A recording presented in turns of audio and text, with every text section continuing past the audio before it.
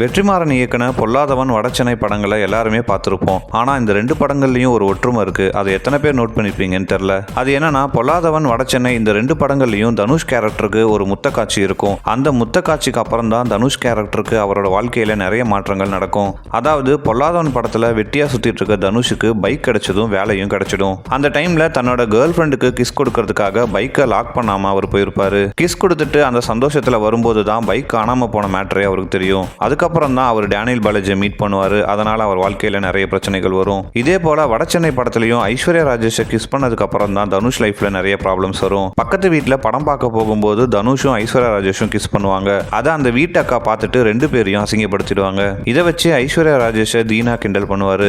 இதனால கடுப்பான தனுஷ் தீனாவை மிரட்டுறதுக்காக போவார். அப்போ சேஃப்டிக்கு கூடவே பொருள் எடுத்துட்டு போவார். மீட்டிங்ல ஆர்கியூமெண்ட் ஹீட் ஆகி கன்ஃபியூஷன்ல தீனாவை கொன்றுவாரு. இதுக்கப்புறம் தான் தனுஷ் சமுத்திரக்கனி மீட் பண்ணுவார். சமுத்திரக்கனிக்காக ஜெயிலுக்கு போவார். அவருடைய வாழ்க்கையே டோட்டலாக மாறிடும். இப்படி இந்த ரெண்டு படங்கள்லையும் ஹீரோவோட வாழ்க்கையே மாறுறதுக்கு முக்கிய காரணமா இந்த முத்த காட்சிகள் தான் இருக்கும். ஆனா இது ஏதோ கோஇன்சிடென்ஸா நடந்த விஷயமானு கேட்டீங்கன்னா அதுதான் இல்ல. இதுக்கு பின்னாடி இன்னொரு சுவாரஸ்யமான தகவல் இருக்கு. அது என்னன்னா, வெற்றிமாறனும் இப்ப அவரோட மனைவியா இருக்க ஆர்த்தியும் லவ் பண்ணிட்டு இருக்கும்போது நைட் டைம்ல சென்னையோட வீதிகளில் பேசிக்கிட்டே நடந்து போறது வழக்கம். அப்போ ஒரு முறை இவங்க ரெண்டு பேரும் இன்டிமேட்டா இருக்கும்போது போலீஸ் அவங்கள பிடிச்சிட்டாங்க.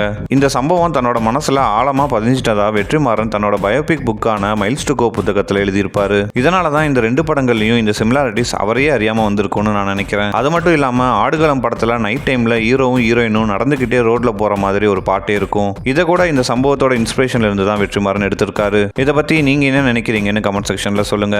மேலும் இந்த வீடியோ பிடிச்சிருந்தா லைக் பண்ணுங்க. இது போன்ற வீடியோக்களுக்கு தொடர்ந்து நம்ம சேனலுக்கு சப்ஸ்கிரைப் பண்ணுங்க.